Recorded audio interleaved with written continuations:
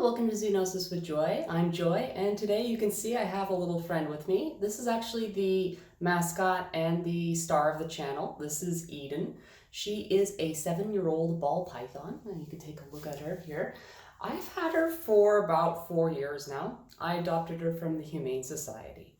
She was originally kept by an owner who he went through a nasty breakup, and he abandoned his ball python with his ex-girlfriend. His ex-girlfriend, who had no interest or experience dealing with reptiles, surrendered this girl to the Humane Society. When she presented to the Humane Society, her enclosure had a very strong smell of cigarettes, and everything was kind of nicotine stained, all the newspaper that was in there. She had some lung issues as well when we first adopted her. Take a look. Yeah. I wasn't expecting a whole lot in terms of, health. She may have some issues going forward, but she's actually been remarkably well throughout the time I've kept her. That's not to say I haven't had problems health-wise with her. When I first adopted her, we had a period for about 8 months where she didn't want to eat. It was about a year into adopting her, and it took a long time to figure out exactly why she was having this issue. I did end up taking her to a veterinarian. I was a student at the time, and the veterinarian found no physical evidence of disease for her. And she said that she had great muscle condition, and that, to do a little bit more of a workup, they would need blood work or x-rays, that kind of thing. So I thought, well, maybe there's a husbandry issue that I'm doing, and I looked top to bottom on the enclosure, changed all the UV lights, checked all the temperatures, checked the humidity, checked the substrate, gave everything a good wash. And it was only after I did all of that that I realized that the little heating pad on the bottom of the terrarium was broken, that it wasn't producing any heat. Even if the temperatures are right in the enclosure, it was still not warm enough in there for her to comfortably digest, and it was causing her stress. Once I fixed that, she returned to her normal feeding schedule, and she's had a good appetite ever since. So pythons, of course, can go a number of months without eating, but after more than a few months, you should really start asking questions, and I should have probably asked questions earlier at that point. But knowing that now, knowing how tricky husbandry can be for these sort of things, it's really why I wanted to make this video today, because we often don't do enough for ball pythons. Ball pythons are a type of python snake, as you can imagine. They are native to West Africa, countries such as Ghana, Benin, Togo, and they've become a popular pet, and it's really not hard to see why. They're very friendly. They're pretty small in terms of pythons.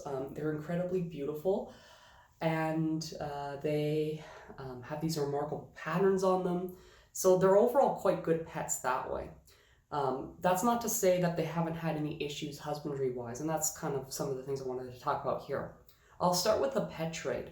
So pythons do live in the wild. Ball pythons live in West Africa in the countries I mentioned. They have been downgraded from least concern to near threatened due to the wild-caught trade. So people would go out into the woods, capture these snakes, and sell them as pets. In recent years, this hunting and that sort of thing has led to them being, has led to more farming and that sort of thing, and farm captive raised animals that have been gone for export. This export trade is actually quite large in small countries in West Africa. Togo itself has exported more than 1.5 million ball pythons per year to Europe and North America. There she goes. And there's not a whole lot of regulation in West Africa or any of the countries that they're being exported to. There she goes.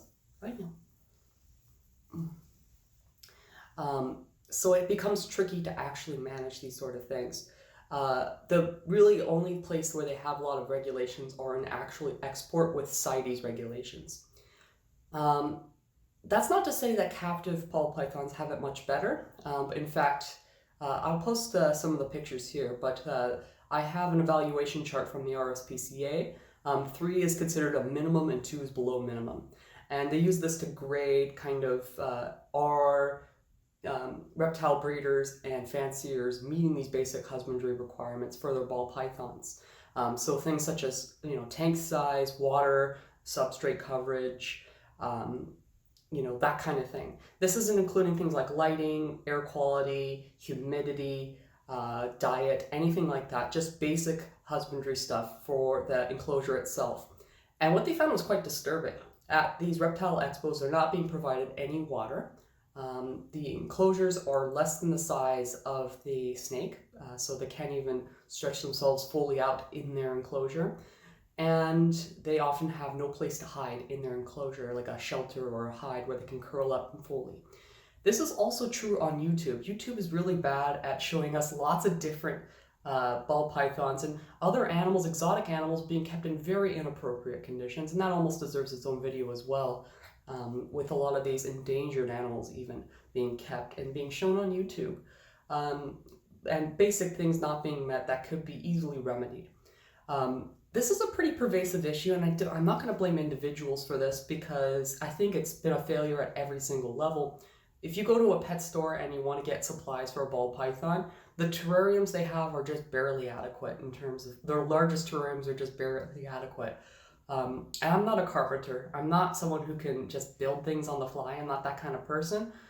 So it becomes really tricky to manage and do that kind of thing myself. So I just have to buy whatever's on the shelf and try to make that work. For her, she is about 3.5, 4 feet long. So getting an enclosure for her can be quite tricky. And that becomes a challenge in and of itself. So in terms of how can we do better for these guys? How can we make this better? I think there's going to have to be some systemic changes, of course, both in regulating the welfare during transportation internally, both in West Africa and in here. North America and Europe are places where these guys need extra protections because they're not being protected. There needs to be more regulations in pet expos where they show reptiles off, these reptile expos. And if they can't be internally regulated, then they'll need to have animal services, enforce regulations for humane husbandry sizes. There you go. There also has to be better regulations for breeding. One thing that I didn't mention so far is the presence of unhealthy morphs. There's been a lot of artificial selection for colors. She's, I think, like a butter. I don't know for sure because, again, she's from the Humane Society. They didn't really know. They just kind of picked. She's not a wild type, though. Certain morphs, like the spider morph, have neurological issues where they have intention tremors. They're unable to right themselves. They have, they're wobbly, and that makes it really hard for them to move, to feed, and it prones them to injury. These are things that are artificially selected. There's been some breeders that claim they have bred it out of their spider balls, but I don't think there's any evidence for that, and I should be a little bit cautious to even mention that because there's no evidence. So it's one of those things where there needs to be better regulations about breeding animals with obvious health deficits, and this is a pervasive issue throughout any sort of captive animal, not just ball pythons. What can we do as individuals to also help these guys? So one thing too, I mean, if you can, adopt animals from the Humane Society. I mean, ball pythons and other reptiles are notorious for spending months or even years in humane societies and rescues where they're often euthanized because they're not adopted. If you can adopt them from there, if you have experience, or adopt from a breeder who provides husbandry information. If they're not giving you any husbandry information or giving you recommendations that are appropriate, find another breeder. Find someone who's actually cares about the quality of health for these animals and is taking good care of these animals that way. You also want to be doing your research before you adopt them, especially if you're inexperienced. So when I was first starting off with reptile keeping, I've had reptiles since I was in middle school. There was very little information online and I was kind of going it blind. I did a lot of things now that I would consider wrong, but a lot of it was out of ignorance. So you want to be doing research, look at different websites, see what people are saying are the minimums, and try to do better than that if you can. Because the minimum is just kind of the bar that you have to pass. If you can do better, if you can get a larger enclosure, if you're handy, not like me, and you could build an enclosure that's larger with snake-safe materials, that's even better. Provide lots of hiding spaces, adequate heating, light, that kind of thing. It can be very beneficial for them in the long term. And if you know anyone who has reptiles and you feel like something is wrong or something is off and that they're not meeting those minimum requirements, let them know. They may just not know. That's the biggest thing. So if you can educate people and educate others before they get reptiles, that's better. But if they have reptiles and they could be doing better, just let them know. And you know, if they're reasonable, they'll listen to you. And if not, well, maybe reevaluate that relationship. But that's kind of all I had to say.